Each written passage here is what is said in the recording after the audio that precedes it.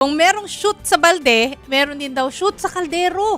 Ganyan inilarawan ni Senator Ping Lacson ang investigasyon sa mga anomalyang ghost project daw sa Taguig na baluarte ng mga Cayetano. Lumalalim na raw kasi ang kwento habang mas lumalakas ang binubuong kaso kaugnay sa isyung yan. Matatanda ang nagsimula ang serye ni Lacson na Taguig Ghost Infrastructure Projects Update nitong Miyerkules. Lumalabas daw na 2 beses itong paglaanan ng pondo o pinaglaanan ng pondo. Kabilang dyan ang nasa 2.38 billion pesos na budget insertions para sa Taguig City noong nakaraang taon. Kasi may mga update to eh. Taguig Nako. update yan eh. Oh, nako, puro tayo usaping korupsyon, ano? Kaya gusto nating marinig sa SONA eh. Oo nga. Ano na? So, mamaya mga kapatid, himay-himayin pa po natin ano ba yung mga dapat nating asahan sa SONA sa Lunes.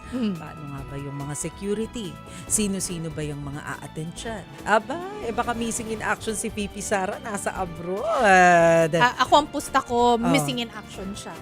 Kasi the last few SONAs, wala siya talaga eh. Parang pupusta rin ako sa'yo. Oo. Oh, Last parang year, ganun wala din. siya eh. Oo. Paano kasi wala na kasi ng unity.